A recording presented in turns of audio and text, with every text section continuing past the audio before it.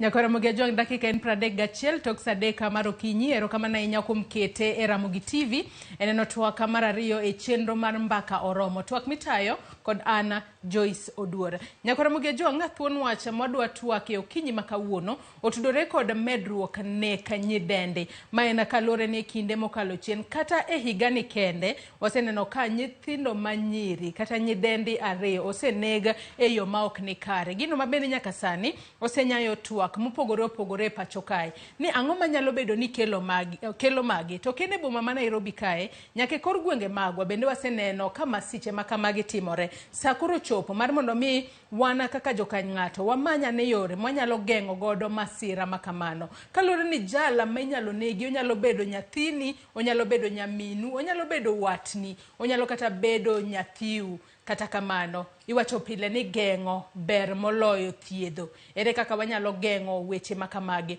Mane twak mabende wabro bedo godo okinyi makawuono Nyakora Mugiajong kachiel kod nenane ni to chike mabende nyaka sani koro sirikal oseketo piny magayo kuonde mago ute koyugi mago mong'ere kanyo kod dho ngere ni Airbnb.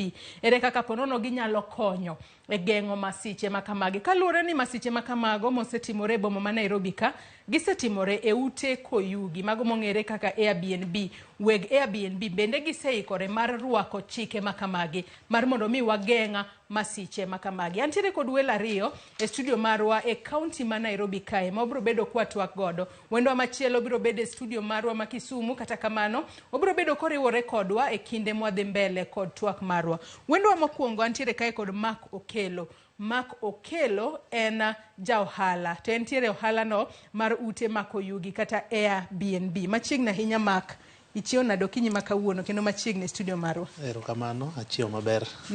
Happy New Year. Happy New Year. Machiegni. Erokamano ahinya. Aya Nyakora Mugiajong wendwa mar ariyo antiere kae kod Janet Anyango. Janet Anyango en jalup director mano mar FIDA Kenya. FIDA Kenya wang'ene en riwruok makedo ne ratiro mar joma mine mong'ere kanyo kaka ni FIDA. Machiegni ahinya Janet ichio nado kinyi makawuono. Erokamano ahinya Joyce achio maber. Amor ahinya biro kawuono twak kodi. E wach ma omakowa matekni. Machiegni ahinya. Ai himbende Happy New Year chako higa makare. Chake maber. Ai Nyakora Mugiajong wendwa mar adek biro bedo ka riwore kodwa bang'e ka wadhi mbele kod twak marwa en Mary Odhiambo. Mary Odhiambo en jakeno mano mar maendeleo ya wanawake. E kinde mobro chopo e studio marwa e county ma Kisumu en bende obro bedo ka riwore kodwa e twak mar mondo mi wawinja neni tento wacho nang'o kotudore kod neka mar Nyidendi masani waseneno ka tim bedo mang'eny ahinya e pacho kae. Nyakora Mugiajong bende kamora mora mitudri kodwa kinyi makawuono inyalo riwri kodwa e twak ichwalonwa ote penjo paro mora mora kokale namba mar ote machuok 23 kaka pile mbui marwa mar Facebook oyaw inyalo chwalonwa ote ka Ramogi TV X @Ramogi TV. An bende inyalo tudri koda e Facebook page mara ibiro yuda Joyce Oduor, mbui mara mar X ibiro yuda @JoyceOduor_. Adwani wachaka ne kod sigana mabende no losno odiochieng' manyoro ko jafambo marwa mano Lydia Okeyo ka bende ne odhi kama FIDA Kenya nyeo bage twak kod ute fwambo ka koro ne gichwalo ng'ur margi kotudore kod Medruok e nek mag Nyidendi e pacho kae. We wawinjane mondi. En wach ma osebedo kanyuolo paro mopogore opogore pacho ka ahinya to bang' timbe mag nek ma osebedo katimore moko kuom kuonde jot mag koyugi. Piny owacho koro golo chike mabiro tayo chenro mag timo ohala no kaka yor kedo kod timbe njore ma osebed ka inene kuonde mag jotgo.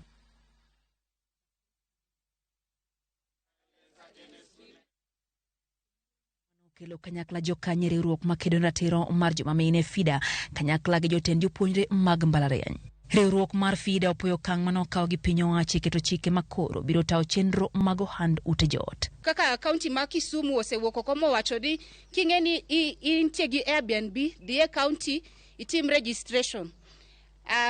National government osewacho ni keturu CCTV camera mondo kata ka ji dhi kuonde makamagi pod gin safe ging'eyo joma odhi kanyo ere ID margi. The loss of life of these young women counts not only to statistics but also sets a very worrying and disturbing trend and uncertainty for the safety of women and girls in Kenya. 10 cases of femicide have been reported in the media. Many more cases remain unreported today. Riwruogno mathoth gi gino kinde osingo chiwo sir mowinjore ne familia mag nyidendi manonegigo kendo ochung' negi kaka okil e doho ma onge chudo moro amora. Ka bende koro gikwayo doho mondo mi okas buchego mar neno ni giyudo ratiro margi. Wabro wuoyo gi okinde ma watiyogo mondo okony families. Kaka ma Scarlett sani onge but family ne nitie. Wan ready mondo ng'i ni giyudo gima waluongo ni justice at the end of the day mondo wang'e ane ni ng'ama nohinye nang'o. Gipuoyo bila kuom mako achich manonego nyadendi Scarlett Wahuma piyo ka koro gikwayo siro chenro mabiro neno ni ratich joma mine okorochi e pacho ka. We commit to facilitate nationwide awareness on IPV alongside other state and non-state actors. So we have provisions in law. Our question is whether the security apparatus is able to take this complaint seriously and really to urge both the society and security apparatus. When women come forth and make complaints, let us not engage in judging them, in shaming them, in questioning where they were. Daher bende kwayo jowa mag media ni kata ka cases gi osebedo reported kaka sani wasewacho wach Scarlett, wasewacho wach nyaminwa mano yudro isambucha waluru cases gi nyaka giko. Jotend jopuonjre mag mbalariany ma pacho ka okwayo jopuonjre mondo mi obed motang' gi jogo ma giromo godo kapok gitimo kodgi osiep. My call to fellow students is to be very aggressive and be your brother's keeper. Be watchful. When you have your friend, make sure that if they are going somewhere, maybe for a social event, if you're going together, if they are visiting someone, make sure that you check up on them. Kain ngama nyako kata dichuo mapod somo e school, sami wuok oko idhi romo gi ng'ato, ber ni mondo igwele kata wadu moro, ing'ise ni adhi kama, ioro ne kata location ka gimoro timore to onyalo konyi. Riwruok mar FIDA nitiere kod geno ne lwenje ma kamagi biro rume pacho ka nyato ka Uganda riwruoge ma ok mag piny owacho kod piny owacho owuok oko kendo wuoyo gi duol achiel ka kwedo timbe makamago. Lydia Okeyo, Ramogi TV, Nairobi. Mano sigana kata lipot mabende nolosnwa kod Lydia Okeyo odiochieng' manyoro. Kata kamano nyaka sani wang'eyo ni mano ma ji menya ahinya en nek ma kocha mar nyadendi Scarlett Wahuma yando timore Koyugi, mano mayudore South B, kaachiel kod mano mar nyadendi machielo ma pok oyange kalore ni noyud mana fundi mag dende ka bende ne entiere kar dak kata od Koyugi moro Roysamu, mano mayudore Thika Road Bore Nairobi. To bende nitiere ranyisi moko nitiere gwengego mag Lang'ata kata kar dak ma Lang'ata mano Bore Nairobi kae nitiere ng'ama miyo moro ma yande owitore pinya kowuok e odorofa mano mar third floor ba wito ngimane. Bende nitiere e county ma Machakos nitiere japuonjre mano mar mbalariany ma bende yande oyudi kochuoe gi pala kane entiere e od osiepne mawuoyi mano mong'ere kanyo kod dho ngere ne boyfriend. To bende nitiere japuonjre moro ma jahiga achiel kata first year mano masomo e skul kata mbalariany mano mar Masai Mara, en bende noyude ka obambe mochwe onege e bungu moro machiegni kod skundgi kata machiegni kod mbalariany mano mar Masai Mara. Magi duto timore to gin weche mamako chunya ahinya, gin weche malet ahinya. To koro sa osechopo mar mondo mi watwaga e weche makama. Chak kod Janet, weche makamagi ang'o makelogi kata in bende kaka riwruok mar FIDA ang'enu thoro ng'iyo cases makamagi. Nyaka sani nyalo mana ng'iso ni ponono gin kaka mage ma ji podikia nikech FIDA bende nowacho odiochieng' manyoro ni e higa mokalo ne nitiere kata kwan mar joma mine 10 mano negi e yo ma ok ni kare. Erokamano Joyce, en wach malit ahinya makoro mako chunjwa kaka joma kedo ne weche mag ratiro mag joma mine gi joma nyithindo. Wasebedo kokwamor kabisa. Nitie gik mang'eny madhi mbele Kenya sani to wan kaka joma ng'iyo weche ratiro mag mon gi mag nyithindo ma wach momako wa gi kuyo mang'eny ahinya. Koro kaka wase yango en adier ni gisebedo ka gitimore e udi ma wacho ni mag Koyugi gi mago cases ariyo mane wasenene media, but adier ni cases gitimore kuonde te.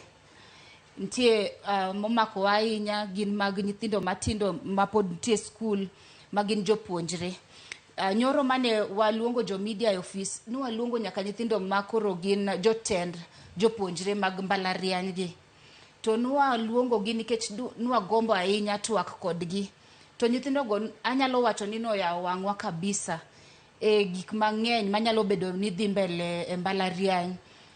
Koro sani watemo ng'iyo kaka wanyalo tiyo kodgi mang'eny mondo wadhi nyaka e mbalariany mondo wanyal wuoyo gi jopuonjre go matut mondo wang'e ane ni ere kaka giyudre e kuonde machalo kamago.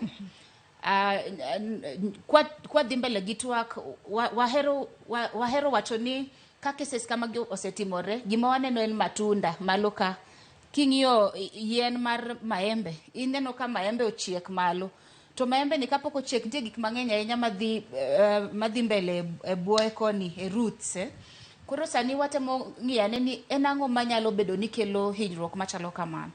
Koro en wach malit ahinya Joyce omako chunywa matek to watemo ng'iyane kaka wanyalo konyo mondo wageng cases gi kik timre mang'eny nikech apani wasetiyo matek kwa temo thiedho wathiedho koro cases mosetimore to gima lit ahinya en ni wawuoya kuom cases matin nwa kwana par mosewuok oko to mane case ma Scarlett otimore apani ni winjo ka ntie nyidendi moko mabe osewuoyo pok wang'eyo gin joma mage nikech pod giluor wuok oko to giwacho ni giluor nikech ok gin sure ni ka gibiro magiwuoyo to ang'o mabotimore negi nikech joma timo kodgi osiep mondo ohinygi gi yudo ka osekawo trust margi in a way ma ging'e gi maber ging'e familia gi to gibuogo gi case ma Scarlett nwasewinjo ni ng'ama nohinye no ne sik buogo nyiri mamoko go ohinyo gi koro en ng'ama anya wacho ni nyidendi gi pod oluor pod gi luor mang'eny to en wach malich nikech kaka migawo moko en mar sirikal wan wacho ni wantie ready mondo wakony nyidendi gi obi oko gi report mondo wakonygi but sirikal be onego bed ni wuok oko miyo gi assurance ni ka giwuok report be gibo bedo protected. Ai wacho kanyo makare ahinya kapok wachopo kata gino ma sirikal kaachiel kod jokanyo mamoko nyalo timo mar mondo mi wares jogo ma joma mine ahinya joma nyiri kata kapok gini omako gi ahinya. Korka kori mako kelo nyaka sani weche makamagi ariyo mwaseneno e boma ma Nairobi kae gin mago motimore e ute koyugi mong'ere kanyo kaka Airbnb kata kamano nitiere chike ma koro oseket ne ute makoyugi ken wane ane moko kuom chike mabende nyaka sani oseket ne ute koyugi mar mondo mi gelo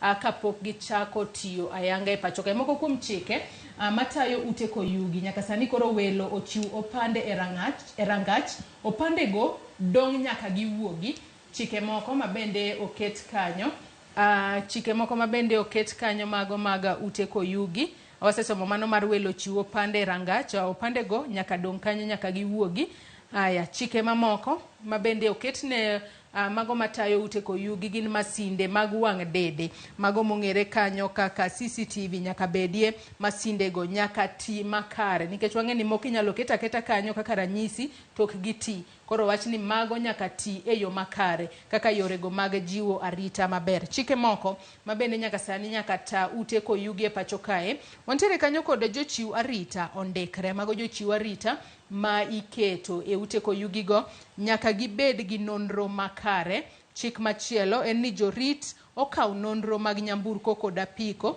gikaw nonro mar seche ma ji donje kendo wuoke kendo gikaw nonro mag welo mago moko kuom chike matayo ute koyugi.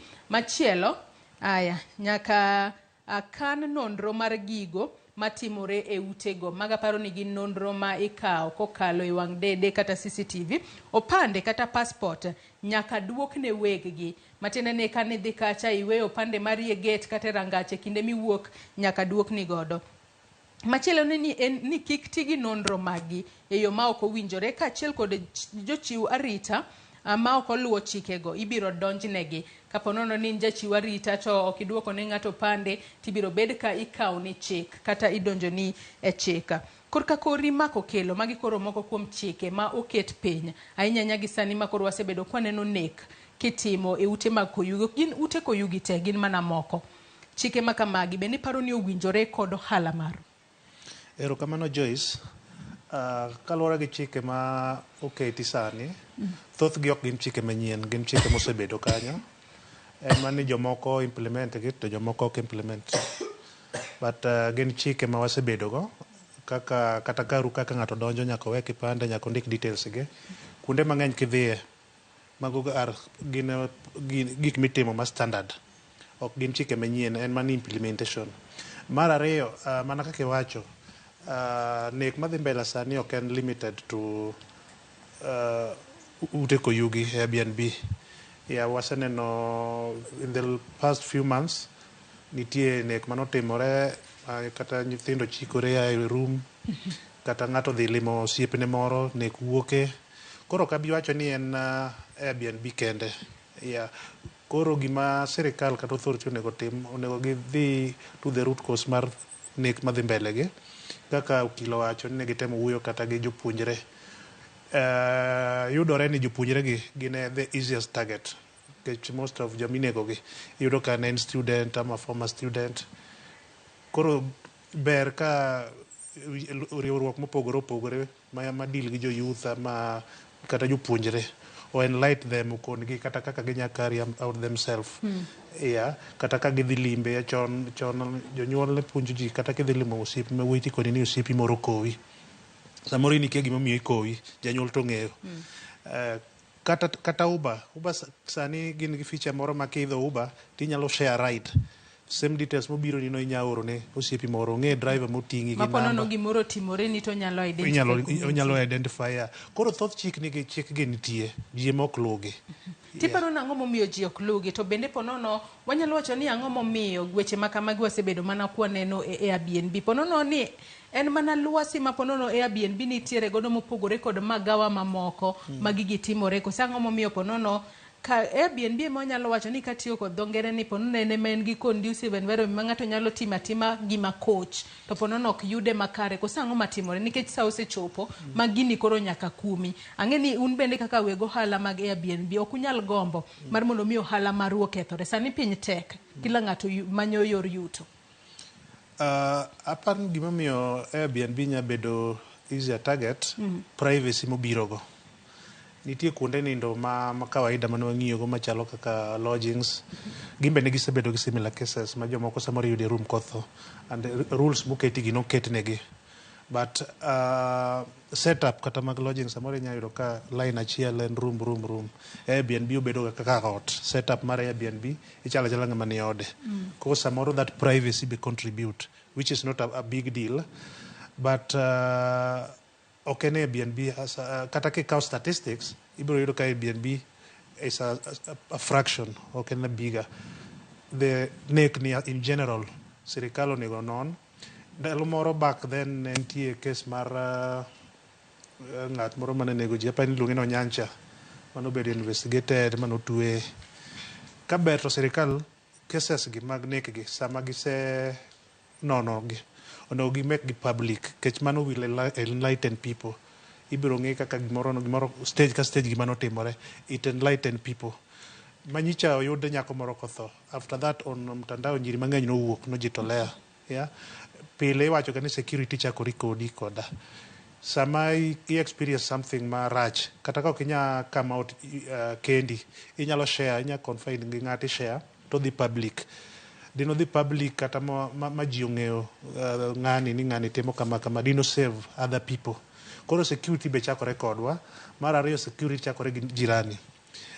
Inyalo dhi kata the normal hotel kata cases gitimore kata normal hotel setup to gimoro timore another room which is miparo ni ma ok gima normal, iwinjo kata some fracas. It's only fair you check or you report to the authority. Kata nyako manonegi ni ok apar ni nonege silently, nyaka negi struggle. Koro kantie neighbor kata ng'ato sometimes Nairobi ka ing'eni samoro nyaka kata mai to ng'ato kala they mind their business. Mano be nyaka we change that culture.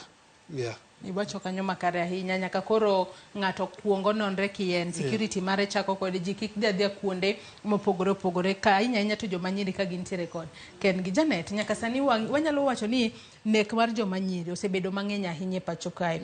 Ang'o makelo gi ponono gin weche mag wanyalo wacho kanyo ni gender inequality, gin weche go mag chike kaachiel kod kitwa kaka ponono ganda kata kaka jo Kenya wantiere kod weche go mag ponono nok mar kata omenda ma ponono nyithindo matindo gi yudo ni kora onge kod pesa wa adhia na ir ng'ane ponono nyalo konya gi pesa mora jiw godo ngimana kata weche mag ponono ok opuonj gi e yo makare kose ng'ama onego bed ni isaya ahinya kotudore kod weche mag nek mag joma nyiri mosani mwaneno mang'eny gi.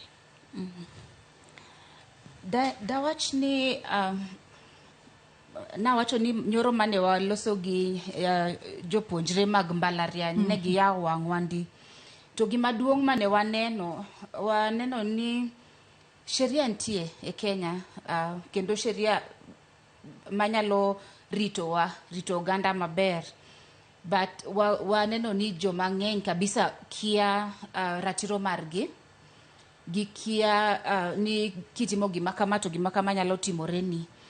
To be kuom cases mwaseneno nwa wuoyo gi daktache moko ma daktache be wacho ni nyalo bet ni nitie joma tuo ilongo ni mental illness nikech ng'ama ok tuo e pache ok nyal kawa ngima mar ng'ato nono kamano. Be daktari moro be nwa wuoyo go to ne wacho ni en kong'iyo case manotimore Roysambu oneno ka gima kamano nosetimore ng'ama no onego nyako no chaliga ka gima no luor koro notemo pando body parts emomiyo no ng'ado matindo kamano. But gima wanwa wacho kaka FIDA en ni waneno ni joma timo kamae nega mon nikech wan mon gineno ni wan joma ok nyalre wan jok ma waonge teko koro ginyalo kawo advantage. Emomiyo puonj mo waketo mbele sani en ni kaka ng'ama mama kata ng'ama nyako kata ng'ama japuonjre ma pod ni e school nitie waluongo gi dhok ngere ni risk factors ni of course en kaka wasewinjore ni security chako kodwa yes but serikal be nitie gi responsibility mar miyo wa security. Ok onego bed ni an kaka ng'ama nyako kata ng'ama mama ni aluor wuotho kuonde mamoko kata luor dhi kuonde mamoko nikech koro akia gima bro timore na kanyo. Anyalo kawa security moromore ka wuok kata ka dhi romo gi ng'ato nikech wasewacho categorically ni en right na wuoyo gi ng'ata madwaro en right na dwaro romo gi ng'ata kata ken through internet nikech kuma piny ochomo sani romo mang'eny bro bedo e internet no to ji osekendore be romo e internet koro ano kane gima rach gi mano but gima watemo wacho en ni kata ka romo gi ng'ato e internet to wawinjore ni wadhi romo udi mag koyugi makoro osekelo wachni onego bed ni I feel safe kata in that private space mano gospel mwatemo yalo then wasewacho kae wach jamii or the community also ritruok waritre wabed joma oherore ma king'iyo video mar Scarlett ng'ama no hinye no owuok e lift to jing'iye ka gima nitie gima rach gi ng'ani to onge ng'ama no report odhi oyude mana bang'e e hospital kamoro. Koro kwa neno gik ma opogore kuonde mwadake ber ni wa inform kata security kata caretaker mondo wa make sure ni kuonde gi gin safe. To gima duong' be ahinya en kwayo nan mar jo media ni ube unyalo konyowa ahinya mondo wanyal tiego ogandawa wanyal tiego joma nyiri kata joma mine kata the whole community mondo ging'e ane ni nitie sheria to nyaka waluor ratiro mag ji kik watho hinya nyithindwa manyiri gi mamon kamano. Ama ka kori wang'eyo ni chike makamagi koro seket piny. To wang'eyo ni chike makamagi mana kaka isewacho ni ji ohero ute koyugi mago mag Airbnb nikech adiera gin private nikech inyalo chopo kacha to odusgi e yo makare ma inyalo we kata ni intiere odi, inyalo tedo kanyo, inyalo chiemo ma opogore kod gigo matimore magawa moko maponono. Ng'ato nyalo biro duongo ni room ni sa oserumo wuogi. Gino momiyo ji ohero kuonde makamago. Nyaka sani koro chike makamagi oseket piny. Be niparo ni mano biro hinyo ohala maru e yo machalo nade? Obiro hinyo koso biro bero ohala maru e yo machalo nade? Kalo ni ponono ji ponono ute koyugi moko. Ncho ng'iyo ni kadhi kacha to ponono agocho ne manager Airbnb. To ng'isi ni dhia kifungu ni kacha tidhi yawo dhot. To mana kamano. Sani to koro wach ni jarita nyaka bed kacha iweyo kipande kata passport mari. Erokamano Joyce. Mana kaka wacho mokwongo chike gi thoth gi ok gin chike manyien, gin chike mosebedo kadhi mbele and thoth joma nie ohala mar Airbnb osebedo kaluwogi. Ji mathin sana ma ok luwogi. Koro onge kaka ok odhi affect business in any way. Apano nyamedo kech odhi miyo joma welo confidence. Odhi miyo joma welo confidence ni sani jogi are awake. Jogi koro chiewo. Incident motimore Kenyans thothwa wan gi weakness moro ni wahero react ka gimoro osetimore. Kata ka nitie sheria moro samoro sheria no en silent ka gimoro timore ko ka ji chako implement. But chike gi ok ane chik matek gina gik ma standard mosebedo ka nitie and gidhi medo joma welo confidence.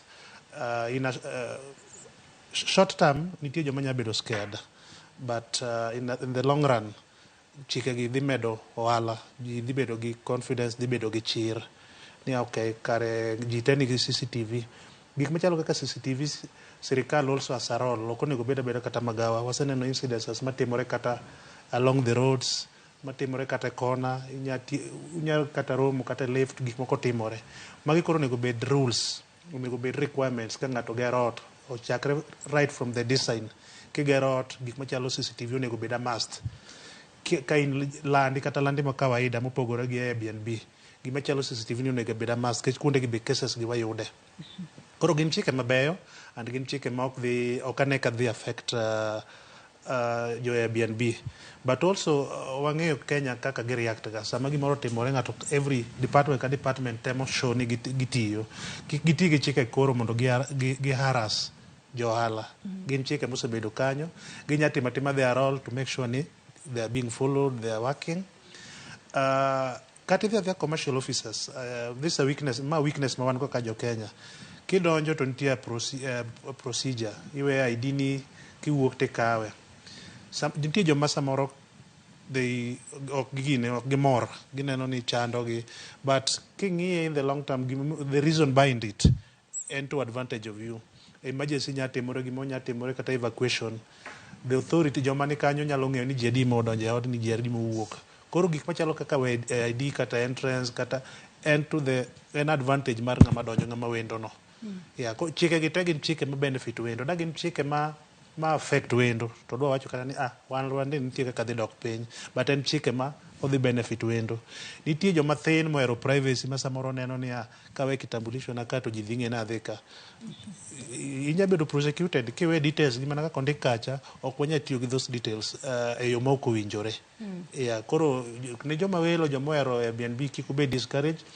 Cases madhi mbele sani gin cases ma isolated. Gina things to do with the insecurity in general. And mani koro it happened in an Airbnb or in someone's apartment, but it's insecurity. Ati wacho kanyo makare ahinya to ponono wang'eyo ni nitiere nyaka wachno mabende no wach ni nyaka sani ka iloko halano mara Airbnb nyaka kori bed registered e yo makare. Bende jogo mapono nitiere ohala maru mano mara ute koyugi mag Airbnb. Bende gisebedo registered e yo makare nikech wang'eyo ni kudni achiel ema to ringo. Kose nitiere jomoko achiel maponono gin ginyalo bedo ni gin kacha to gibedo registered. Gin makuro ginyalo bedo ni giketho nu ohala maru. Ohala mar Airbnb chala ohala mora mora. Nitie licenses mopogore. Ibiro yudo ka ng'ato uso alode moro e kiosk to onge license moro ming'ado ma iyali ni. Ng'ato be nigi duka to nigi license no. Koro ji chako mathin. Iyudo ng'ato nigi Airbnb en kata gi ot moro achiel. Kata ochako magi ode okawo room to sublet. ng'ama kamano samoro ibro yudo ka ok register ke samoro koko chako pod tin, but thoth joma nie ohala gin joma register kech number one Airbnb kopogore gi rooms kuonde nindo kaka iwachono en a platform be en an online platform ma ji time ohala. Sama ok register no kidhi yudo ohala. Koro thoth ji anya wacho ni over 80% gin joma registered, moko register gin joma tin, and their reason sometimes gin genuine, ng'ato pod odak e ode koko ochako. Kech registration kende idwaro around 30,000 mondo register 1,000 mondo ibed that subscription yearly, and between 11,000 to 26 depend gi kaka ibedo classified. So it's a lot of money. Samoro ine odi moro michulo rent 20,000 tidwa rent room achiel. Number two, it's okay, registration kende ma cost these things. Registration is okay to comply, but inya be register, but still these incidences timore. Koro nego wangi kaka wa avoid these incidences. Tiwacho kanyo ni ponono jomoko nyalo neno ni ponono an mana gi ot achiel kende kika register. Ponono ji ohero ga register udi kaka di mar mondo mi koro koko yango hala mar yo makare makata gimoro kotimore to wacho ni ero antere kod registration kendo aluwo chike e yo makare. Ok discourage ji mondo kik register, encourage ji ngata batimo wala mondo register. Man na wacho ni thin joma poko register samoro nigi reasons moko ma genuine. Iyudo ng'ato nigi duka ma is already set and register and gi license mar local authority. Iyudo ng'ato be nigi kiosk ma odhi opedho gimoro to use. Jogi ok nya bedo gi the same papers. Though sirikal to dwaro no register kata hookas o register. Koro ok wanyalo achieve this 100%. Ni jogi te o register. Yes. But even with or without registration, kwanyalo chike moketigi to wanyalo support each other. Ka security nya chako rekoda, wanya bedo gik machalo CCTV, wanya bedo kineno gimo katimore, at least kata ka ok nya konyo, i report ng'ata machielo nya konyo. With or without registration, wanyalo control these incidences matimorege. Jani tere kaka wechegi mago maga neka kata maga joma nyidendi ni kata joma mine kata joma nyiri masani medore pacho kae. Ponono ere kaka ohinyo wa wan kata kaka jo Kenya atla nikech wacho ni wechegi mag neka maga nyithindo ma nyiri masani medore nyi pacho kae. Ponono konyal bedo no hinya nyuola mar ponono mane nyako no wuoke nikech gine ma gibro winjo lit mokwongo ni wanyathiwa ni onege yo ma ok ni kara ahinya. Gine ma gibro bedo ka giwinjo lit ahinya kata kamano. Ponono joma moko bende wan kaka jo Kenya kachiel kod kata kaka anyuola medruok nek makamagi ponono hinyo wa e yo machalo nade. En adier Joyce ni weche mag nek gi hinyo oganda, hinyo familia, to hinyo anyalo wacho ni jo Kenya. Nyoro naneno news taneno ka sirikal wacho wacha gero udi ma bech gini piny tapenjrani kata kwa gero udi go to inego nyiri gi mine pile ere joma bo dake udi go. Koro en gima an daher nyiso sirikal ni wang'iye wachni matut moloyo kaka wasebedo kwa range. Tang'eyo maber ni kuonde mwatiye kaka joma tiyo gi migepe mok gi mag sirkal go wasetiyo maber kabisa gi sirkal mondo watem puonjo oganda kaka ginyalo ritre mondo kik giyudre weche machalo kamagi. Koro nyithiwa mantie mbalariany jopuonjre nyoro ne nyisowa ni gin gi luor kabisa, gi luor kata koro ok ginyal ng'ato ko kiromo gi wadu moro to luongi kata kamoro iluor kata ni be ang' nadhi maduog ka ngima. Giluor kata bedo gi relationships gi nyithindo wetegi kata school.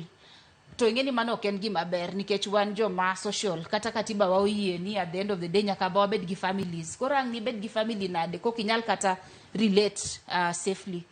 Koro wawacho ni ber mondo sirkal owuoye wachni ong'iswa ni giseketo measurements mage ma bro konyowa mondo wabed safe. To Joyce nang'isi ni joma mine gi be wacho ni samoro ka gisewuok magi report cases ni ng'enyne ibuogo kata families gi. Ang'eni sirkal oseketo mikakati moromo machalo kaka witness protection, but wan wawacho ni ntie udi ma koro sirkal onego bed ni gero wadendo gi kizungu ni safe house mondo kata sama cases gi dhi mbele wanyalo bedo ka waoro joma mine gi mondo ithiedho gi nikech cases gi be koro ok ni affect gi physically kende kata mentally koro sama itiego gi puonjo gi to ihoyo gi onego bed ni gin kamoro ma oket matenge.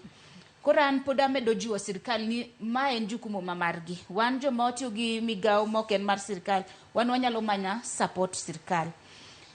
To adier en ni nyithindo be koro bro luor dhi kata e skul, gibo luor dhi to skunde wa magi e leaders wa mag kiny. Koro kok wanyal tiego gi sani, kok wanyal assure gi ni gin safe ka gin e skul to wabo neno matek mbele ka. Iwacho kanyo makare to e pile ka pile cheno mar mbako romo bende watudre kod jofwambo magwa mar mondo mi wawinja nene to gin to giluwo nwang'o e counties mopogore opogore kama gintiere. Gi thuolo ni adonwa dhi achiel kachiel nyaka county ma Migori. Watudre kod jafwambo marwa e county ma Migori mano Jojuma. Ka Jojuma odiochieng' ma kawuono noluonwa wach kotudore kod medruok mar tuo remo kata anemia ahinya to e kinda joma mine mapek e county ma Migori. Oyawre Jojuma ka intiere county ma Migori, nyalo mana bagonwa twak e county ma Migori kanyo mar mondo mi nyiswa ni to gin okenge mag minyalo ket piny mar duoko piny kata tieko tuo mar remo e kind joma mine mapek e county ma Migori. Juma. Erokamano Joyce awinji makare county ma Migori wechio makare bende kaka iselieko no kiji makawuono wang'e weche motende kod tuono mare modendo kaka gi dho ngere kaka anemia. En tuono bende king'iyo report migolo e piny mangima yango ni malo ji bilion 2 bedo kod tuoni mare ka bende kuom kwan ni malo milion 800 gin joma mine to ahinya mago mapek kata kinde ma gipek. Ka bende piny Kenya kuom mine go mapek e kinda tamalo 40 kod 60 yudo tuoni mare mo e kinde makoro gipek. Bende mae okoweyo kata county ma Migori oko. Report malingre one kata county ma Migori kwan joma mine tainya mapek magamo tuoni mar remo thoth ka bende pod gimedre. Ka bende mae nyiso ni koro pod nyaka keto kenge makare mar tiko tuoni. Ka report bende yango ni e piny Kenya maromo 20% mag joma mine mawito ngimagi biro kaluwore kod tuoni mar remo to ahinya kindeno magipek. Ka okinyi ma kawuono wantiere kod apisno mochiwo chenrogo mag ng'iyo gago makare kech iwach ni tuoni mar remo achiel kuom gima kele en ni ka ng'ato ok obedo kod gago makare ka onge madino midendo kaka iron e dende. Ka bende wadang'e ni to e county ma Migori tuoni mosebedo kapod ni malo ang'o mitimo to bende nyaka sani bwanyalo tieko tuoni mar remo ma nyaka sani osebedo ka koro ahinya to ahinya joma mine miya thuolo mondo koro twag kod apisano mochung'ne chenrogo mag gago makare. Adwani mokwongo iyange ni tiluongi ne ng'awa migawo ma ichung'e to nyaka sama wuene tuo mar remo kata anemia chalo nade county ma Migori to ahinya e kuom joma mine mapek. Erokamano kuom miya thuolo. Nyinga Caroline Odete, achung'ne nutrition e county ma Migori. Ka adwa wuoyo about maternal nutrition ma tuo mar koso remo kuom mine. Kawacho maternal nutrition tawacho sama mama pok ogamo remo onego bed gi nutrition maber. Sama osegamo remo onego bed gi nutrition maber. Wawacho ni mine onego dhodh nyithindo kuom dweche 6 nyaka bed gi nutrition maber. Koro ka abiro e weche mag remo e county ma Migori, tuo mar anemia mar koso remo oyudni oidho malo. Ka wang'iyo data e KHIS 2023 wayudo ni cases mag anemia koso remo odhi malo. Dweche igni 5 matiende ni 2019 nyaka 2023 wayudo ni koriw igni 5 wayudo ni anemia cases odhi malo. Pa sub county wan gi sub counties aboro. Sub counties aboro gi wayudo ni Suna West ema nitiere gi cases mag anemia koso remo mang'eny. Cases mag anemia manitiere Suna West gin 1829 oluwe gi sub county mar Kuria West Rongo, Nyatike, Awendo, Suna East, Uriri, Kuria East. Koro wayudo ni igni abich mokalo 2019 nyaka 2023 wayudo ni anemia cases manitiere Migori kaindi en 4,835. Mano nyiso ni cases mag anemia oidho malo kabisa. To mano ok en gima ber kaluwore ni mondo mi ibed ni igamo remo nyaka sami ikonyori nyaka ibed gi remo moromo mar ting'o nyathi manie iyi gi sama idhi konyori cha to ipuko remo mang'eny. Koro cases mag anemia ok ber gi mine mayach. Penjo maduong' en ni wan gi cases gi magi medore sani. Ang'o mamiyo cases gi medore?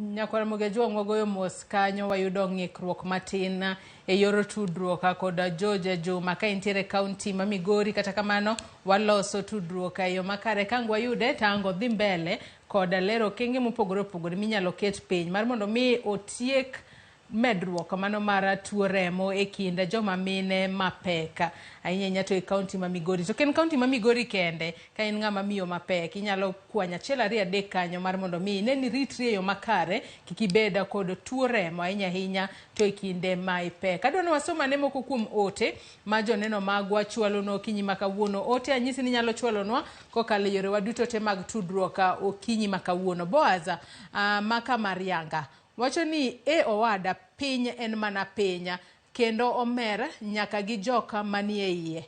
Aero kamane nyako mote makamano. Quinta Ologi wacho ni our younger ladies should work hard if they want to enjoy their sweat and stop free lifestyle. Nothing they offer to those men to those men. Wacho ka ni life is too short.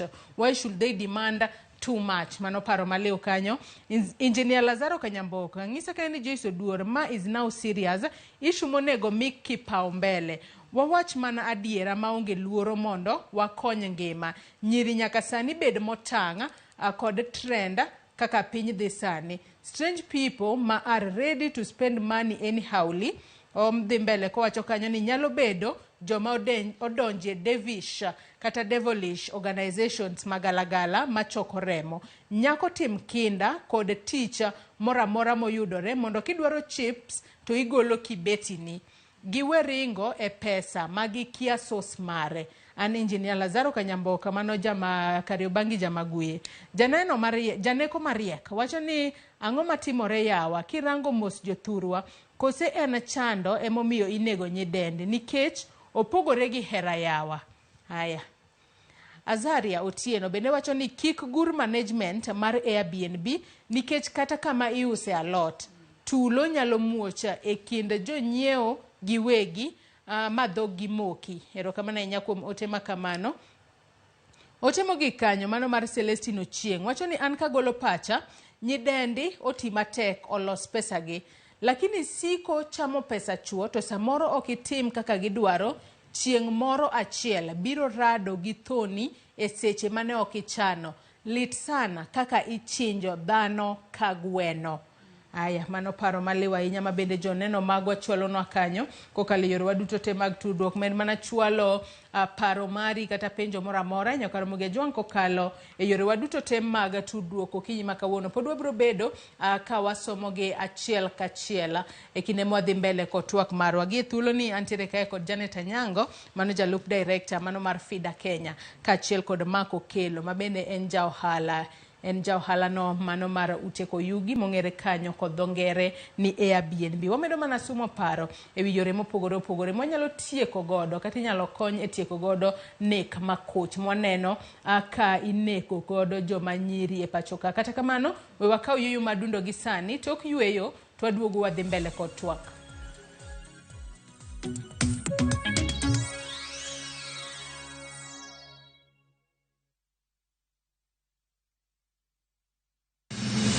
Chieng' tich adek ka tich adek en oketho piny to pod ogoku.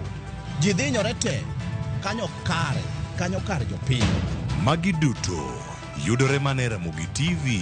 Yani ene ubiroga bora ne ubiro to otengo abiro timo numa gima abiro timo okono timo jo Kenya bu usaul gi wund ma pile Buch jopiny. Tuntie kunde moko bende japiny mano golelo unolosgo kembe gi eki. Nisa ni koro kembe go eki ibro usi maduonde japiny okuwinji e od bura miluongo ni parliament. Nyinga Trevor Ombija jandingo panga jo nyakach dendo nombija tai nyakwar guok kocha pesa. Tich adek, saa 3 otieno. Kik bai.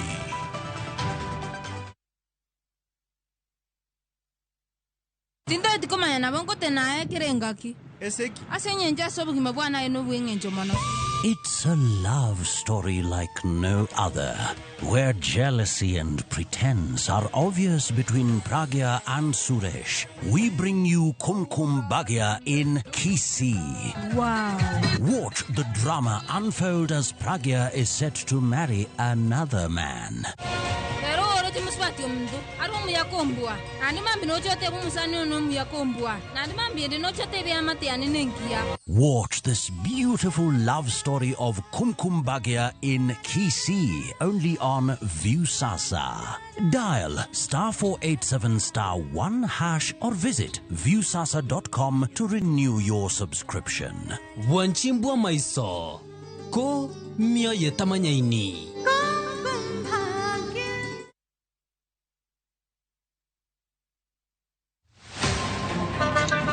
Baya, tuanze kulipa kadi sasa. Na kadi ni cashless. Umesema tunaweka pale? Na kwa ile namba. Mimi niko na cash. Nisaidie hiyo do na namba yako ya simu. Na kusote. Kama wewe ni abiria wa matatu, iwe safari fupi au ndefu, hakikisha umelipa nauli yako ukitumia fomu za kidijitali. Hakikisha umepata risiti yako kwa simu yako in case kuna issue na unahitaji kulipwa na insurer. Risiti yako, yani your digital receipt, ndio ushahidi wako. Mambo ni digital. Wasiliana na mhudumu wako wa bima kwa maelezo zaidi.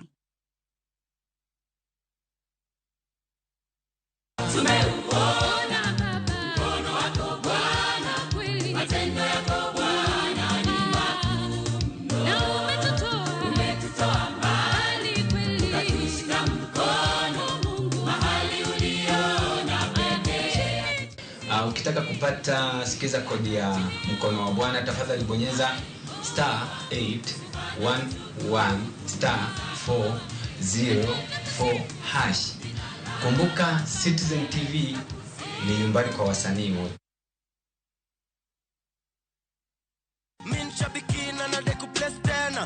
Geoffrey Mwaniki Nyamo. Ndani ni wapi? Ni Mwea, Kirinyaga County.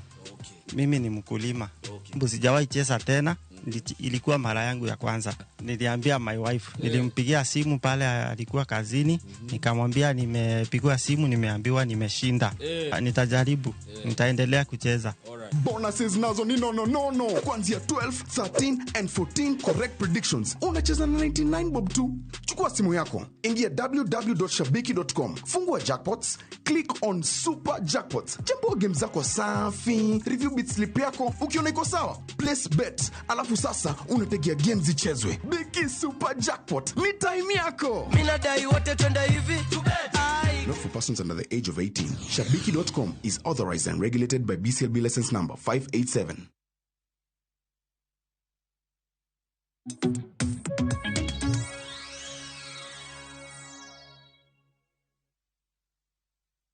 Machiegni kendo nyakwara Ramogi jong wadhi mbele kod twak marwe cheno mar mbaka oromo kinyi makawuono kama watwak otudore kod Medruok nek Nyidendi. Kata kamano kapok wadhi mbele kod twak maro ne watudore kod jafwambo marwe kaunti ma Migori mano Georgia Joma. Ene wan kod ng'ikruok matin kende, kata kamano oselos tudruok. Wawinjane kaka gidhi mbele ka gikedo kod tuo mar remo e kind joma mine mapek e kaunti ma Migori. Wawinjane. Fast to gi jawito nikech gidum marach to be edhok be girach. Koro kibire clinic omi IFA sister bro nyisi ni mwonyo 1 times 1 pile nyaki konyri. Ber mar yadhni kaka ibro bedo gi nyathi ma ibro nyuolo nyathi ma kilo ne ber above 2.5 kilograms. Ibro nyuolo nyathi ma onge gi any birth defects, ng'ol mora mora, kit ng'ol mora mora. Mar adek ibro bedo ni in gi remo moromo ma remo moromo minyalo ting'o go nyathi sami gamo remo nyaka wakati makoro idhi konyori.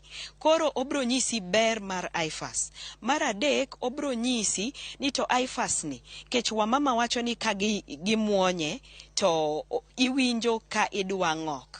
Koro obro puonji ni kimuonyo IFAS 1x1 pile nyaki konyri. Side effects mag IFAS nitiere ma iwinjo kidwa ng'ok. Koro imuonyo e kind chiemo, ok imuony ichiwa gokinyi ni timuony IFAS. Imuonye e kind chiemo mondo kik ibed ni inyalo ng'ok. Another side effect mar IFAS en ni oko mar okoni mar miyo mapek mamuonyo IFAS bedo marateng'. Mano onge shida kata ka oko mari bedo marateng'. IFAS onego bedni imuonyo gi pi kata nyuka kata chak mang'eny. Ichamo alode mopogore opogore mondo imini ok ibed gi constipation, dhi oko ok bed ma tek. E weche mag kwadhi kimwatieko, weche mag gago makare manyalo konyo geng'o tuo mar remo ni. E kor gweng' samoro ngima tek. Chiemo mage ma ng'ato nyalo chamo kata ng'ama pek en dala manyalo konyo mondo obed kod remo moromo? Chiemo mar mama ma pek nyalo chamo mondo bed gi remo maber mopogore gi IFAS. IFAS iluongo ni iron folic acid supplement. Supplement tiende ni en mana gimimedo, ok en chiemo. Onego bedni ichamo chiemo mamedo remo machalo kaka chuny, wantiere gi spinach, wantiere gi chak, wantiere gi tong'. Koro ki ichiemo kamano dala, kit alode mopogore opogore, obed skuma, obed spinach, obed kienyeji, to onego bedni kibire klinik bedo ni imuonyo IFAS. Kata kichiemo maber dala to IFAS ochuno ni nyaki bi e klinik mondo iyud IFAS maber. Emomiyo iluonge ni supplements. Ichiemo maber kichiemo ma wacho cha to kendo nyaki medgi IFAS eka remo bedo moromo. Penjo na mogik en samon tiene nyithindo bende tuo ni mar remo sudo kama ke kor gweng'. Ng'ama ni e kor gweng' obro ng'ana ni nyathine ni nigi nok mar remo ka ok obiro osiptal. Emomiyo wawacho ni biro osiptal mar sirikal nyithindo buo higni 5 ithiedho gi nono, kendo ikelo nyathi onego kele klinik dwe nono nyaka 59 months, matiende ni higni 5 onego bedni ikelo nyathi e klinik dwe ka dwe. Koro nyathi mobire klinik nyaka pime lab mang'eni to en gi kit remo moromo. Ka daktari chich to nyako dhi ma onyis mondo odhi opime lab. To e kor gweng' ok inyal yudo lab. Be ok wayie ni nyamrerwa mondo pim nyithindo oko. Idwaro ni mondo nyithindo te mondo bi e klinik mondo mi ng'eni to odhi nade ki afya mare. Ken gi nok maremo tibro nyise kit chiemo monego bedni ochamo, wabro puonje kata wabro nyise yore kata kodhi ahinya ni kit remo mare ni piny tibro mede remo osiptal. To kapok wagole odhi dala to nyaka wapuonje kit chiemo makodok dala to obro chamo gi orundu matin. Be watemo jiwo jok manitiere dala kocha ni ibed gi orundu moting'o alode mopogore gi gik mopogore opogore. Kichamo mano to rembi bro bedo moromo. Erokamano kuom ler machal koda mano. Erokamano kinyalo winjo mana pisa weche go mag ng'iyo chiemo makare kata gagi kaunti ma Migori ka bendo lero ni tuo mar remo kwano ganda kata mine maloyo gana 4,800 nyaka sani nitie kod tuo ni. Ka bende nyiso ni omedore ka wach ni gima duobi nyalo tim en ni oganda to hinye mine mapek nyaka gibed ni gilimo osiptal miluongo kaka klinik mondo ging'e ler e yo ma inyalo geng'go tuo ni mare ma bende koro chiwo kilo tho mag mine to hinye mapek kaachiel kod nyithinde kaunti ma Migori. Pod wago tach ka mar no ni mathoth ka otende kod tuo ni mar remo kendo wabomi mathoth e mbele kabiro. Erokamano ahinya. Kamana inya Juma ka intiere kaunti ma Migori wawinjo kanyo paro maliw ahinya kotudore koda kedo koda tuo remo ahinya to e kind joma mine mapeka e kaunti ma Migori. To ken kaunti ma Migori kende, counties mamoko bende nyaka koro ket maino mar neno kaka inyalo konyo joma mine mapek mar mondo mi kik gibed kod tuo remo e kinde ma gipek. Mana kaka isenyisowa ang'eni ninja kwa Ramogi Ajong bende winjo wach makamano kuku kaachiel kod tiende ibiro bedo kiyudo e wechewa manyien mamoko mag odiochienga makawuono. Pod antiere TWAK kae kod Mako Kelo mano ja ohala mar Airbnb kaachiel kod Janet Anyango ma en jalup director mano mar FIDA Kenya. Ote mopogore opogore bende wasomo kanyo. Ote ma bende jopiny ochwalonwa kanyo kokalo yore waduto te mag tudruok okinyi makauno. Japiny moro wacho ni kik wase jo ohala mago mag Airbnb kalore ni magi gik manyalo timore kamoro amora, kata chiro kacha ponono kata tulo nyalo muoche, to ok en gino ma ng'ato nyalo chano, ponono ng'ano mane dwa time ema nyalo chano ahinya. Kata kamano mako kela ng'eni sebedo ohala ni kuom kinde malach. Tang'eni thothne kata jogo ma ponono tudore kodu nudhi kuro uno kata ni gin joma nyiri moko matindo. Ponono nyithindo ma nyiri sani onego bed ni ritore yo machalo nade mar mondo mi kinde mabiro mbele wane ane ka masiche makamagi odok piny kata kik wawinj lipot moro amora kendo mar mondo mi waritre e yo makare. To kata jonyuol onego bed ni rito nyithindgi e yo machalo nade kata puonjo nyithindgi e yo machalo nade mondo gik makamagi kik jokgi. Kamano Joyce, kwa dhi mbele mondo gik matimore kamagi kik timre. Mana kaka nawacho ni security chakore gi ng'ato. Nyithindo ma nyiri nyaka koro kaw security gi ma serious. Seche ma onge rach romo gi ng'ato mtandao ama romo gi ng'ato, but nyaka ibed careful ng'ami romo go ni ing'e to what extent and unyadhi nade to what extent. Nitie precautions moko ma joma youth o kata joma nyiri ing'iso ga no tim. Kiromo gi ng'ato for the first time inya romo in a public place. In a public place pod nitie privacy. Kidhi kuonde coffee shops iyudo ka nitie kombe 2, kombe 4, unya romo kanyo, you know each other. By the time idwa bedo romo gi ng'ato in a private, en ng'at ming'eyo, nitie osiepi moro mong'eyo ama relative, yeah. But ok abi wacho ni nyithindo manyiri e customers mag jo Airbnb. Airbnb cuts across kila ng'ato dhi kacha. Kila ng'ato, all age group, all gender, and thoth joma dhi kanyo dhi genuinely. Nitie joma travel, nitie joma biro holiday, nitie joma dwa mana yueyo ma samoro ol gi tich to dwa a different environment. So thin ji kabisa, I think less than 1% ema dhi kanyo gi paro moro marach mar timo timbe mag njore. Yeah, and timbe mag njore gin gik magipango. Mana kaka ja neno moro wacho ni onya timo en gik mopango ga. Kosepango to ng'iyo kuma ene gi peaceful environment. And peaceful environment ne momiyo ji dhie e Airbnb, ok wanya gole. We create a peaceful private environment. Kech mane gima ji dwaro sami yol kata gi tich ka in gi odi ji chikore, idwa dhi kumoro minyalo kata yueyo ina kendi, ok idwa simu.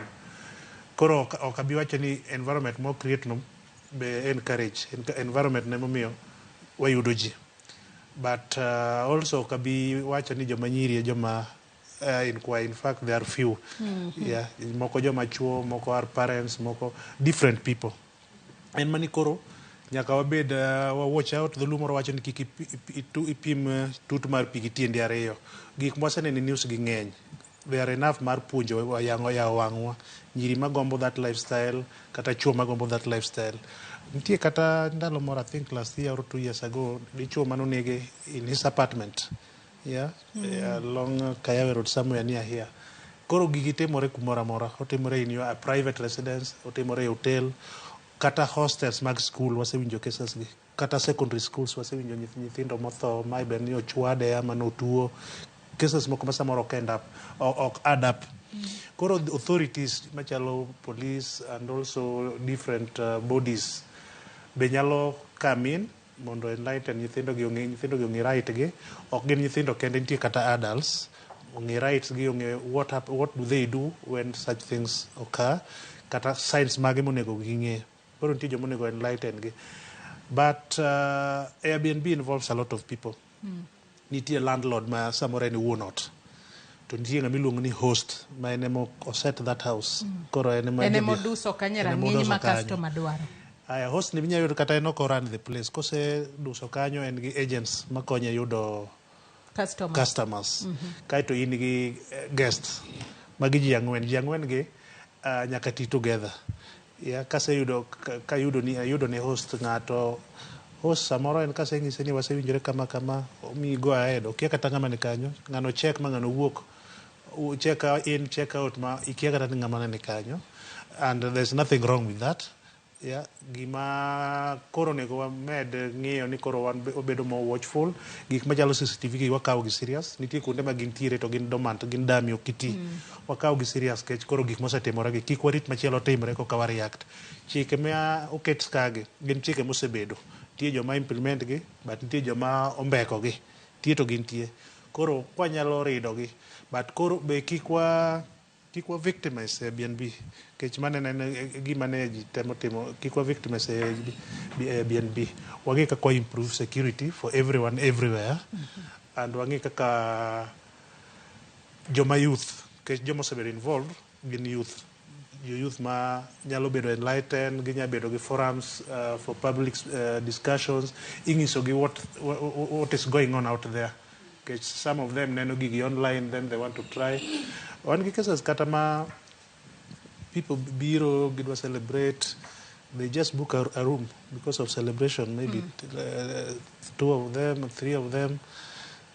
Yeah, so ging'eyo what to expect, ging'eyo their surrounding, ging'eyo their environment, but more important wabed brothers keeper. Yeah, kata gweno kinego nyaka chapni mathin, okapani nyanego ng'ato in eot ka ma ok ochapni, neighbor nyaka bed ni samoro winjo to igno. And it's a bad culture ma wan go Nairobi ka. Ikwalo simbi to ng'ato wuotho madhi, okay, yeah. So culture no nyaka change. Ngamok neni. Culture no has to change. So matimore residences gi gin moko can be avoided. You can raise an alarm. People can come. Nitie situations ma samoro neighbors dhiga makony kata situations ailago. Yeah, so okabi wacho gini nyate joma undu gi onya yudi kamoro amora, onya diro ni kateyo. Koro what you do is just be careful. Always try to raise alarm. Yeah, raise alarm. Joma nitie nyakonyi. Kapok wawinjo pachi Janet Anyango ng'isa ni jafwambo mar e kaunti ma Kisumu mano Millicent Dhiambo bende oseikore mar loso kod jopiny kotudore kod wach mwatwake gi sani. Oyawore Millicent, inyalo ng'isowa ni intiere kanye okinyi ma kawuono e kaunti ma Kisumu. To jopiny e kaunti ma Kisumu wacho nang'o kotudore kod medruok mag nek mag nyidendi ma sani waneno e pacho kae. Millicent. Erokamano ahinya Joyce, mano bende thoro wach ma bende waluwo Kisumu kaendi. Kata kamano gi sani akelo ni achiel kachiel weche chenro mag pogo basari kata omenda mag siro somo ne nyithindo mok nyalo. Wayudo ni chien kanyo nyocha ne jonyuol owuok oko kendo ne gidhi Peace National Government Constituencies Funds Office kuma ne giywak ni nyaka sani pok giyudo omenda ma kamago kokalo kuom kar chung' od bura ma Kisumu Central ma bende wan kod jaod bura ma kanyo odiochieng' ma kawuono wadoni wang'eni to kotenore kod midhiero ma bende nokwako apis no endi ma bende kata duol mochung' ne pogo omenda go eko kane giwacho ni pesa pok ochopo gi sani ma bende ochako chenro mar pogo pesa ma kamago. Midhiero pod en macha ko sani pesa osedonjo koso otiyo gi pesa kowuok e ofukune mondo mi okony godo oganda nyithindo nyal donjo e skul kapok sa olewo. Machiegni ahinya ibiro ng'iyo kamera mondo ilerwa ni to nyocha jonyuol nyocha owuok oko kendo ne giywak malit ahinya ni gilewo gi nyithinde e udi kaluwore ni pesa mag basari pok ne ochopo e guchu mar basari. Agi thuolo ni endi nyalo mana leronwa ni to chalo nade chenro ni chake kawuono kendo borumo tarik 23. Ichake ni pesa no osedonjo koso midhiero pod macha tineno ni kaber ikony nyithindo mondo mi odonji kik gilewe udi. Erokamano ne jowinjo gi joneno, an nyinga Joshua Odongoron, an mjumbe ma Kisumu Central e chuny boma ma Kisumu. Kawuono wachako wuoth gi jonyuol e wards waduto, wards 6 mondo wane ni jonyuol ma nyithindgi ni e skul, jonyuol ma nyithindgi okadho mondo biro kawo form ka mondo wane ni giyudo basari. Pesa mwadwa chiwo kawuono, basari mwadwa chiwo kawuono en pesa moa NGCDF. Nyocha jonyuol gi wajumbe niga chiedh nade nikech sirkal ma wantie kawuono ni en sirkal machalo gima ok dewo jopiny. Pesa nyo obiro tok en pesa moromo. Kisumu Central wan gi milion gana 63 monego bed ni wachiwo basari. Kochakore wuok tich nyo gi saoro gana 30 kende. Gana 30 ni oting'o gimoro amora, ok en basari kende. En tich matek ne jonyuol, en tich matek ne wajumbe, nikech sirikandni chalo gima sirikal mapodho. En sirikal machalo gima ok odewo jogo magiwacho ni noyierogi. Omiyo wan kaka wajumbe adwa kwero gi duol mamalo ni mondo sirikal omany pesa mar jopiny mondo okete agulu, mondo nyithindo dhi sikul, mondo jonyuol oyud tich mayot. Kawuono tich adek wachako wuodhni, wabiro time kawuono tich adek, kiny tich ang'wen, tich abich, wuok tich nyaka tich ariyo, mondo wanend jonyuol duto ma nyithindgi nie secondary school manche wamiyo basari higa mokalo, ocheko ni nyithindgi pod nie skul, oneno ni nyithindgi pok oloko skunde, oneno wacho ni nyithindgi odhi nyime gi somo mochope form 2, form 3 kata form 4, mondo kwandiko chege to wandik chege ne skul maber, wandik chege ne skul ma nyathi nitie, wandik chege e klas ma nyathino nitie. Kisumu Central nigi wards 6. Kawuono sani wan Nyalenda, kwa katwadhi market Milemani ma wan social hall, kwadhi Obunga ma en railways ward, wadhi Obunga social hall, kwadhi Nyalenda wan Kosao hall, kwadhi Kondele wan social wan Kosao hall, kwachiko Kaloleni Shauri Moyo wan Baptist Church in Shauri Moyo. Omiyo gimwatimo ni biro dhi nyime, janyuol kik ng'ato kwayi pesa ni mi form. Ma en nono, en nono, en nono. Erokamano, kopogore gi mano, sani bende waneno in gi paro mar konyo jonyuol, to sani bende wach moro dhi nyime ni joma mine inegoga ahinya e ute ma bende sani ji kombo ma iluongo ni Airbnb gi. Kaka jatelo nyalo wacho ang'o e wach, nang'o ma medo maundu machalo kamae? Gima medo maundu makoro joma mine kata joma nyimine inyo kendo inego e kuonde mag nindo, kuonde mag dak miluongo ni A&B, nikech kuonde gi nyocha ok obedo control. Ka ji ochiewo, ng'ato yawe konde moro to keto ni ka ji ninde, joma biro ji ok ong'eyo, ng'ama donjo kanyo ok kaw kata kipande ne, onge ng'ama ng'iyo no donjo sadi to wuok sadi, chalo gimo kawo kifungu kada mane bus stop to dhi kumininde. Anda kwayo sirikal ma county, sirikal mamalo, ni waneni ohelni makamago kadhi nyime, to ot ka ot obedo licensed gi ng'ama in charge mong'e ni ng'ane ema in charge mar odni. Ng'ama odonjo kanyo ikawo kopi mar kipande ne, nyako modonjo kanyo kata mama modonjo kanyo ikawo kopi mar kipande ne, mondo gigo matimore ong'e ng'amodhi kanyo. Ka ok kamano to ywak makamagi, tho makamagi pod biro dhi nyime. Achaka dwa wacho ni kamago ok nyal timore to lor gi te, nikech wang' gi inyo jopiny, tho manono wang' ok nokonywa. Erokamano ahinya. Mana kamano Joyce, kaka isewinjo kowuok kuom jaod bura ma Kisumu Central, Joshua Oron, oyango kaka sani gichako chenro mar konyo jogo ma bende ne gimiyo basari chakre higa mokalo nyaka higa ni endi mondo nyithindgi onyal dhi nyime kod somo. Kopogore gi mano be winjo ka bende ogolo pache ko e twak ma wan go okinyi ma kawuono kotenore kod maundu ma sani timre kuonde ma ji kodo mag nindo ma ong'ere kaka Airbnb, ka owacho ni ka ok nyal ket ne jogo eki license ma nyiso ni sama ng'ato dhi kanyo to inyal ng'e ni ma ng'a gi ng'ato oninde ode ng'awa to olor gi te. Mano bende wabiro medo luwo mondo wang'e ni to sama olor gi te, maendi biro rocho ohala mag jogo manigi kuonde nindo makamagi koso biro chalo nade. Ka kamano duoko ni studio mondo idhi nyime kod thor wach ma wan godo e mbako romo. Joyce, an kuomi. Erokamano ahinya Millicent Adhiambo ka intiere kaunti ma Kisumu. Awinjo kanyo e yo makare ahinya wechego motudore kod basari kaachiel kod thiro medruok mano mar nek mar nyidendi e pacho kae. Ang'e ni wachno mar basari emiluonwa maduong' ahinya odiochieng' ma kawuono, bende ibiro bedo kiyangonwa e weche manyien mamoko mag odiochieng' ma kawuono ni to gin otese mag basari adi ma opogo odiochieng' ma kawuono ahinya to ne nyithindo mayudore e kar chung' od bura mano mar Kisumu Central e county ma Kisumu odiochieng' ma kawuono. Erokamano ahinya Millicent, med mana luonwa chenro makamano. Nyakwa Ramogi Ajong podi wantiere twak okinyi ma kawuono. Mbaka romo pile ka pile nyakwa go e mbaka oko mar studio mar mondo mi jopiny bende owinje ni gintiere machiegni kodwa e mbaka mwagoye e studio kae. Janet, nyaka sani bende isewinjo iwinjo ka ji wacho ni ponono joma nyiri ema ketore kama ng'aw magigi jukogi. Bende en gima kare mar mondo mi ose joma nyiri kata joma mine ni giyudore kama gine magiketore situation mamiyo ng'ato negi. Nikech iwinjo kata ka janeno wa moro kanyo wacho ni moko kuom joma nyiri, ok joma nyiri te, mana moko kuomgi ohero ponono gigo mabiro negi mapiyo. Wach kata ni pesa mimiyo gi mapiyo. Moko nono kata ni ng'ane to en ng'a. Mane momiyo ponono joma nyiri moko luwo kata joma chuo gi kuonde makoro inyalo kata hinygie to onge resruok moro amora magikawo. Bende ber ka waseyo joma nyiri magik makamagi joko. Erokamano Joyce. Wachni adwa ng'iye diriyo. Mokwongo en ni sama wang'iyo geng'o, sama watemo puonjo, watemo ng'iyo gik mawaluongo ni risk factors. Koro mago puonj ma nyaka wami nyithiwa manyiri kata joma mon.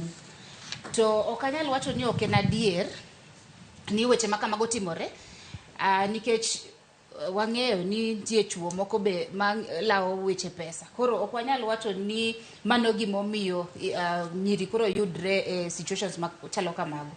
Koro ka en puonj mar geng'o, to en adier ni mago gik ma nyaka wawach gi nyithiwa, kaka joma nigi nyithindo. Ber ni kik wang'i ni nyithiwa osechopo higni 18 koro inibolo nyathi ni puonje moromo koro nyathi odhi mbele gi ngimane. En adier ni gik ma waneno sani kaka jonyuol nyaka wayie ni samoro wabe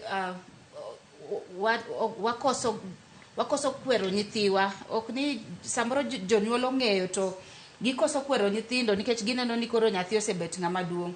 An ang'eyo ni ng'ama nyathini en nyathini kata ka en higni adi. Koro kaka jonyuol be watem mana puonjo nyithiwa, watem hoyogi, watem ketogi machiegni. Mondo ing'e ane ni nyathini odak kanye, otimo ang'o. Kata ka en e skul, wan wadhi skul to wang'eyo ni mane wan e skul tie nyithindo moko mane be tiyo. Kuonde motiyo no, otiyo kanye, to en pesa marom nade moloso.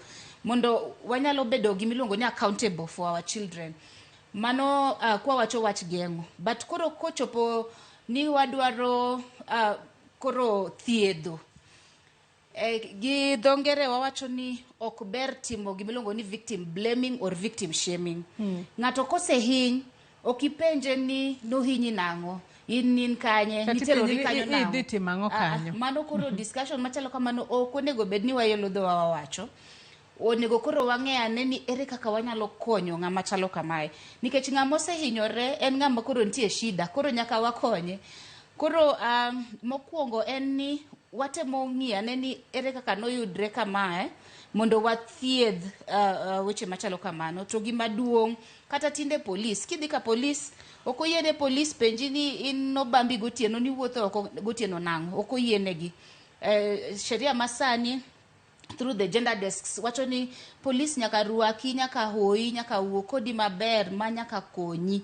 Kidhi e court be sani wawacho gimoro iluongo ni survivor centered approach kata victim centered approach, ni ng'ama chalo kama oseyudre e situation machalo kama, ere kaka koro kaka court wanyakonye. Nyocha uneno ka Chief Justice marwa oyawo courts makoro dhi ng'iya weche mag ketho ratiro mar joma nyithindo gi joma mon, iluongo ni gender justice courts. Koro ineno ka sirkal temo, wabe mwatiyo gi migepe moken ma sirkal temo. Koro watem mondo kik chal ka gima wakwedo nyithindwa gi giseyudore situations machal kamano, families gi oseyudore, ere kaka wanyalo support gi kaka community mondo bed ni giyudo justice. To ere kaka wanyalo puonjo nyithiwa mamoko kata joma mon kata joma chuo mondo kik giyudre e situations machalo kamano. Bendi biro bedo kileronwa ni ponono gin chike mage monego bed ni luwa inya e weche go mag kedo. Wanyalo wacho ni gin kedo koda aneka mag joma mine mong'ere kanyo koda femicide, mong'ere kanyo kod dho ngere ni femicide, kata weche mag gender based violence bende chike mage ma oyangi e pacho kae monego bedni iluwe yo makare. Inyisa ni wendo marwa mano Mary Odhiambo mano jakeno mar maendeleo ya wanawake oseriwore kodwa achiel kachiel ka intere studio marwa e kaunti ma Kisumu. Yaure Mary, okinyi makawuono ichio nade kaunti ma Kisumu kendo machiegni e twak mar okinyi makawuono. Watwak kotudore kod Medruok mano mar neka mag nyidendi e pacho kae. Ere kaka wanyalo duoko pinya nek makamagi? To ber kiseyo joma nyiri ni gine magiketore kama ng'aw mar mondo mi onegi kata maundu makamago jukgi kose ng'ama onego bedni waseyo. Mary. Erokamano mona yudo thuolo mona wache wach mobuogo ahinya matimre Kenya kasani. Nyithiwa manyiri osebedo ka ihinyo mathoth e yore mang'eny mag kuonde mag otende ma ji budhegi. En gima lit ahinya nikech waneno ka koro ichalo gimichayogi ni winjo studio moko ka nyocha debate ni dhi nyime ni chayogi ni gihero pesa. Taparo ni what apart from that mondo wang'i anena ni tang'o momiyo nyithiwa manyiri gibedo targeted ni idwa neg gima jomoko ng'ado gimna matindo tindo gi pala to dhi ting'e ogunia to wito. Ang'o matimre society? Wadogru chien kendo wa reflect heavily kaka kuonde mwadake gi nyithindo gi ni wago kod gi mbaka machal nadi kaka jonyuol, kendo kanyo ing'eni is the base ma control behavior ma nyathi at an early stage. Koro kik wa blame gi mana kaka madam wacho ni kik ka gimoro timre marach to koro idiro wach matek ni eto no dhi kuro timang'o, ang'o momiyo hero pesa, ang'o momiyo ng'amo kia oromo godo. Wang'iye uru wholesomely mondo wang'iye anena ni to ang'o matimre society masani maketo nyithindo koro donje masiche matek ahinya ma koro oromo gi ng'ate simo to dakika matin ng'ano bondo kong'eyo giorore picha to oro ne pesa to luonge to luae to donje hotel moro oromo gi a stranger, total stranger. Wang'iye uru mano matut kabisa nikech ok en gimoro malight, odhi hinyowa nikech o attack the female gender. To kapar ni onego wa downplay agombo ni chike mag Kenya oduog matek kuonde otende ma ji odake gi. The mainstream hotels naneno ka nigi CCTVs moko mang'eny ma bende nyalo capture details o ng'ato kotimo kata booking. Koro wa streamline kaka Kisumu County wasedhi ahead because gini no buogowa. I think I want to applaud the county government of Kisumu mar Professor Nyang' Nyong'o. There is a notice ni mose mi jo otende duto to gi joma nigi ute matindo mag Airbnb mono giket rules gi registration mar gi obed streamlined ma follow. Then reception area bendo nego bed gi some control system ma kata picha mar ng'ato kodonjo to bendi goyo. Nikech na winjo ka duoko moro wuok kipenjo gini ni to notimre nade to gin giwacho ni an adult male no biro ka. Koro adult male no ok identification maber.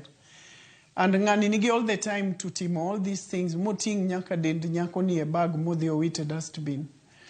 Koro odwa beda repeated thing to koro dwa medo buogo. As a society let us reflect heavily nang'o makele.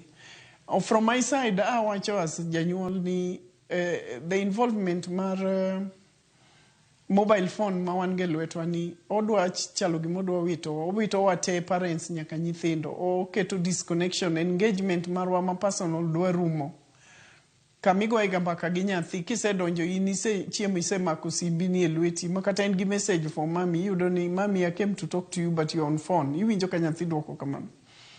So wa reflect maber openly mono wane kama wadwa dhi konye. Nyathi bende samoro setieko school en locked e bedroom ne ochiew gokinyi ok ing'eyo gimoparo gimotimo en throughout on phone moloyo joma ni koro gi tablet iluongo gi ni tablet kata laptops en simo the whole day you are wondering gimoneno gi engagements ma en go you don't want me privacy en an adult osekadho 18 years me privacy mare. But I think ni conversation onego dhi beyond mothers and fathers onego come out kata ka gin nyithind kie midak go explore moni tembo ng'e ni to nyathini life ne chal nade from morning to evening osiepe mage mowuotho go. And gima kendo unique mochako timre ma sama jogi oluwa gi iyudo ka ok gi disclose kata kuma dhiye ne osiepe ne mono ji o track ni no wacho kata no dhi kama kama no dhi romo gi ngama kama. So secrecy moro be gin go. To koro wadok back to desperation moro ma nyithindo bedo very close ga stranger ni ok notimre ga chon. Ang'o momiyo nyathi masani udwa bedo mayot ne romo ga stranger romo godo in isolation kamoro ma hidden ma gin mana kendgi. To ena gi confidence ni en safe. Koro wachak puonjo gi matin from school, especially college students.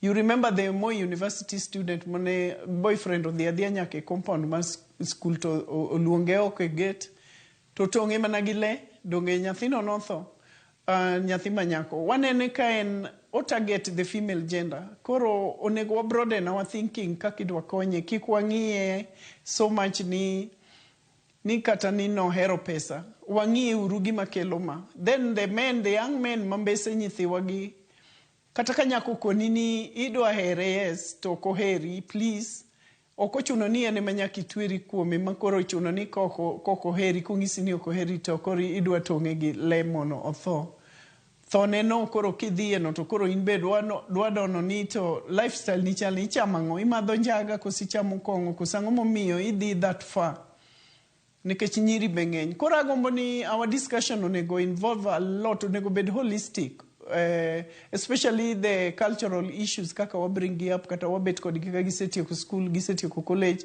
gin in the compound what are the conversations mon go kaka mine kod gi mono wa media opach gi mono wa understand gi moloyo but it's a very sad situation in the country at now nikech waneno ka nyithindo matindo sana manyiri ma very innocent are victims of cannibalism moroma bendelit we don't know how to describe it and very painful to parents and to the community at large can waluso joma very brilliant joma koro nyalo loso future ma the country it is unfortunate Anyo makare ahinya Mary ka intere county ma Kisumu to en gino ma wanyalo wacho ni en wi marach ni riwori kodwa e TWAK ka wadhi kwatieko TWAK mar okinyi makawuono dago mar mondo mi nyisa gino ma sirikal onego bed ni timo ka achiel kod migepe mamoko mar mondo mi watiek maundu makamagi mar mondo mi kik wanegi kendo e kinde mabiro mbele ka achiel kod wachni mogik thuolo marwe marumo Mary. Erokamano agombo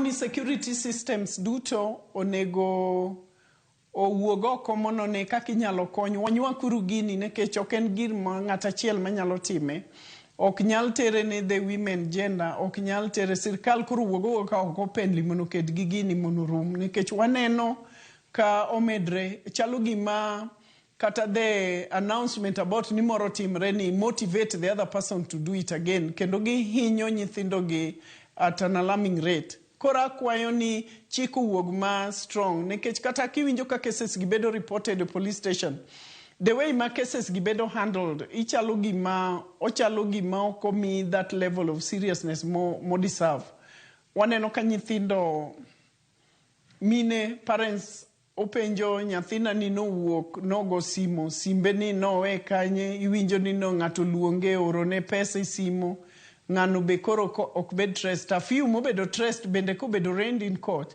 tiyudo ka bende case worth case ok mak ma strong emomiyo I recommend jo FIDA wuok oko mono okonynwa cases gi mono expose gi mono mano nyalo duoko maundu ni chien ka gibedo exposed kendo migi that negative publicity like the case manyocho timre wuoi manyocha koro oyudi cha ma ne ochuoyo nyako cha gi pala to en be nyako no ochwe to ringo dhi hospital eno se yude koro this person onego bedo humiliated through publicity ma negative mono jomoko odita jomoko from donje gik makamagi kendo ute matindo magi donje gi chalo gima gin ute ma chalo ni isolated ma koro gi target ni onyalo timo gimodwaro throughout the day without intervention mar ng'ato kanye mamiyo koro wadoke the investors matimo gigi koro yauru beduru alert keturu security systems in the gate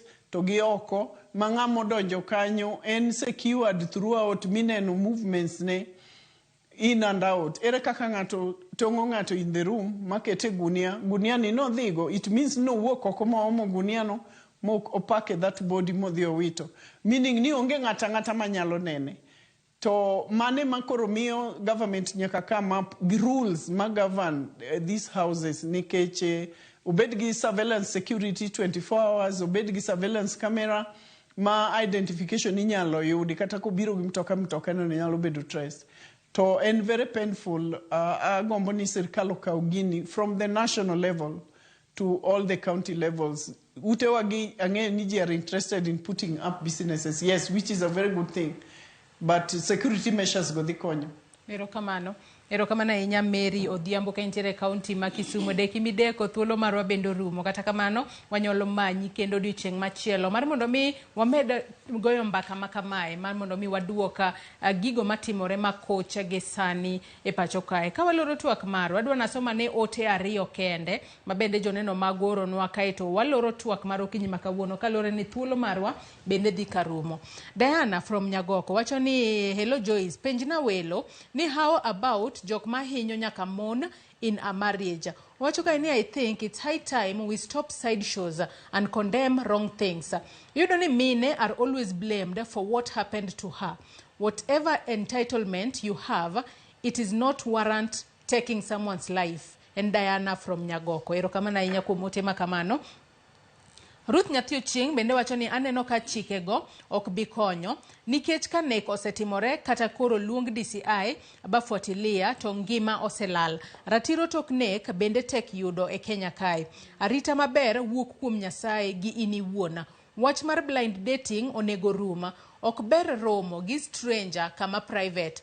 To ka ochuno to many wadu moro idhi godo. Kata idhigo.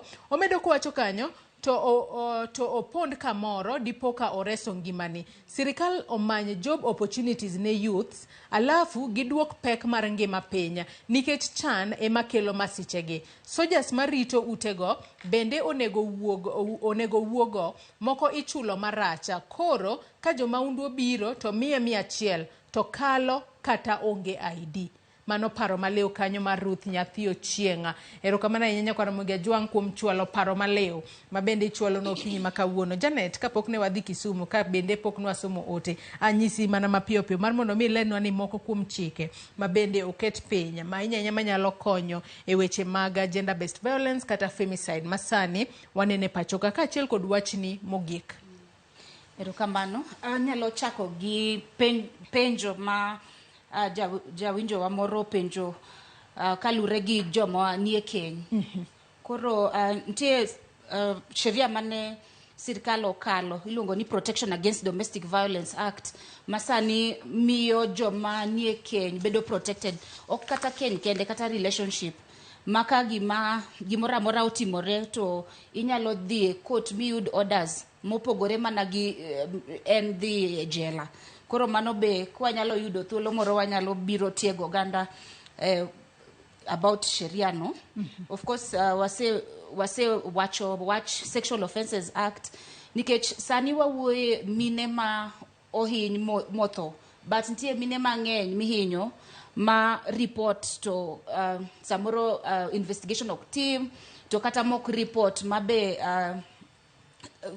mose report sorry ma otere court. Koro ng'eny gi nyiso waga ni court process ologi kabisa. Koro kaka nase wacho judiciary osetemo mondo gi loss court manyalo tero cases gi madhi piyo ahinya. Koro of course katiba mamarwa ng'iyo sheria mag Kenya gi sheria be mag oko mose dhi mbele maber mamiyo protection ne joma mine. To sheria moro be iluongo ni Victim Protection Act. Mane wachako twak ne wawacho ni ng'ato kaka starlet en sani osenindo oonge but family ne ntie. Koro kata ka case debo bedo kadhi mbele sheria oyie ni family mare nyalo bedo gi wakinde manyalo konyo gi through the process mondo gi justice. At the end of the day onge ng'ama onego bed ni inega. Article 26 ma katiba marwa wacho ni kila ng'ato nigi haki mar bedo mangima.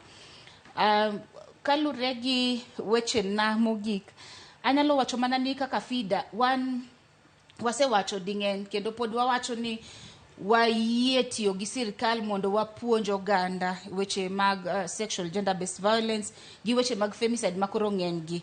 Wakwayo mana oganda mamoko ma joma tiyo gi migepe moken mag sirkal be odonj mana kaka Mama Mary wacho ni oken ok en gima ng'ata achiel natimo, nyaka wanyuak ne wachni. To gima duong' be en ni kaka FIDA waseloso platform ma wawacho ni safe reporting. Wan gi namba ma inyalo go simu maonge malipo mora mora. En 0800 720 abich 01 0800 720 501.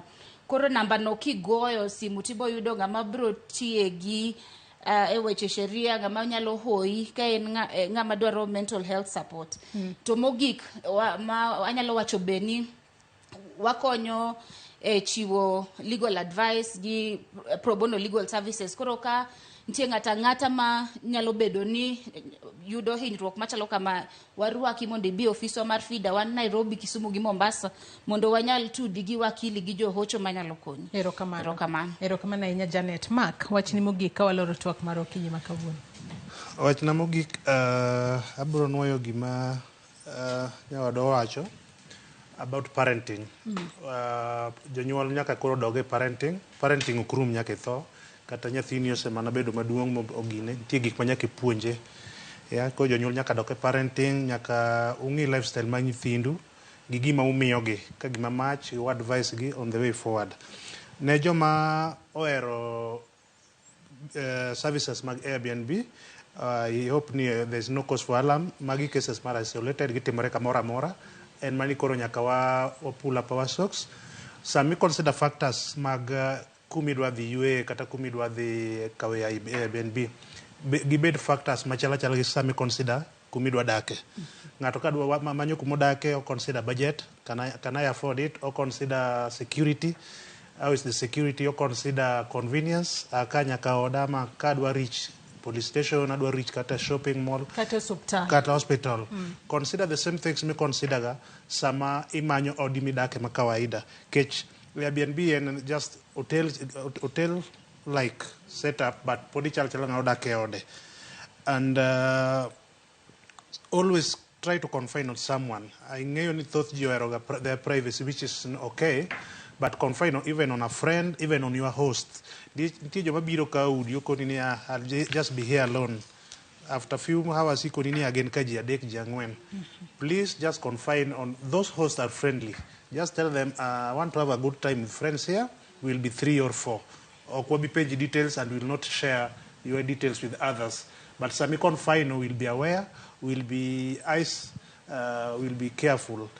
Sama mami dhika moro, just inform even a friend, even a relative, adhika makama, adhiro moginga makama, so that makama gikatemore, to jionge kuma chako kech joma hinyore ahinya gin koro jonyuol samoro invest kuomi, then igochone kata ni nyari oyud kama kama.